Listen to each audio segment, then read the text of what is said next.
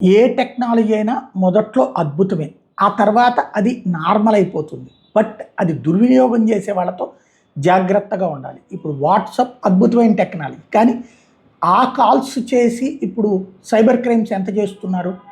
అట్లాగే ఫోన్ అనేటటువంటిది మంచి ఉపయోగం. కానీ ఆ ఫోన్‌లో నుంచి ఎలాగ హ్యాకింగ్‌లు చేసి దుర్వినియోగం చేస్తున్నారు. కాబట్టి ప్రతిదానికి నెగెటివ్ కూడా ఉంటుంది. దాని వైపుకి పోకుండా జాగ్రత్త పడాల్సిన అవసరం ఉంది. ఏదైతే ఇప్పుడు తాజాగా చాట్‌జీపీటీ అంశం మీదన అమర్నాథ్ వాసిరెడ్డి స్లేట్ వ్యవస్థాపకుడికి సంబంధించిన ఒక కథనం చూద్దాం. సైబర్ క్రిమినల్స్ ఇప్పటిదాకా వ్యక్తులు మోసం చేసి దోచేస్తున్నారు. ఇప్పుడు చాట్‌జీపీటీ 5 వచ్చేస్తుంది. నేను ఓపెన్ ఏఐ సీఈఓ మన్హట్టన్ ప్రాజెక్ట్‌తో పోలుస్తున్నారు. రెండో ప్రపంచ యుద్ధ కాలంలో అమెరికా రహస్యంగా మన్హట్టన్ ప్రాజెక్ట్ మొదలుపెట్టి ఇదే అణుబాంబు తయారీ. దాని పర్యవసానాలు తెలిసిందే. సాంకేతిక పరిజ్ఞానం నుంచి పనోడు దాన్ని యజమానిగా చేసుకుంటే సమస్యలు ఖాయం.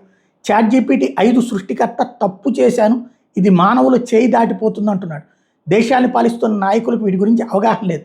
చాట్‌జీపీటీ 5ని సైబర్ క్రిమినల్స్, టెర్రరిస్టులు వాడితే ఇదే అసలు సందేహం.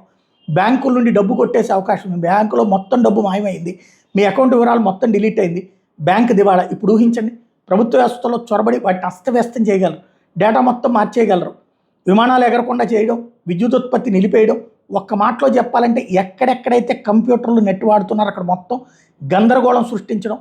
మీరు ట్రైన్ రిజర్వేషన్ చేసుకున్నారు, తీరా రైల్వే స్టేషన్కి వెళ్ళక మొత్తం లిస్టు మారిపోయి ఉంటుంది, జన్మ మరణాల లిస్టు మారిపోతుంది. ఇట్లాంటివన్నీ చేయడం అన్నటువంటిది ఇక్కడ ఏది ప్రభుత్వ వ్యవస్థలో చొరబడి అస్తవ్యస్తం చేయడం, ఇదంతా ఒక ఎత్తు సాధ్యమవుతుంది. విమానాలు ఎగరకుండా చేయడం, విద్యుత్ ఉత్పత్తి నిలిపేయడం, ఒక్క మాటలో చెప్పాలంటే ఇవన్నీ కూడా సాధ్యమైపోతుంది. ఆధార్ కార్డు వివరాలు మార్చేయచ్చు. ఇలా ఎక్కడ కావాలంటే అక్కడ ప్రళయం సృష్టించగలరు. తప్పుడు సమాచారంతో సమాజంలో ఘర్షణలు, అంతర్యుద్ధాలు తీసుకురాగలరు. ఏది నిజమో ఏది అబద్ధమో జనాలకు తెలిసే అవకాశం లేకుండా చేయగలరు.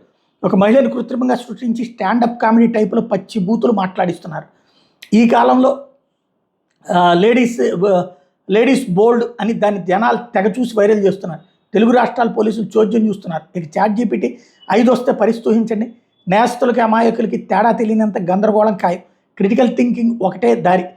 ఇది అత్యంత ముఖ్యమైనటువంటి అంశం. యాడెడ్ ఇన్ఫర్మేషన్ ఏంటంటే వ్యక్తిగత డేటా దొంగిలించలేరు, మీకు కృత్రిమ మీద గురించి తెలియదని కామెంట్ చేశారు కొంతమంది. అవును, నాకు తెలియదని ఒప్పేసుకోవడం. రెండోది, కృత్రిమ మీద చాట్ బాట్లతో ఈ డేటాను ఎలా కొట్టేయచ్చో కూడా వివరించడం. రెండోది జరగకూడదు, అందుకే దాన్ని నేను చూపినట్టు ఉండకూడదు అంటూ ఆయన ఓపెన్గా చెప్తున్నారు.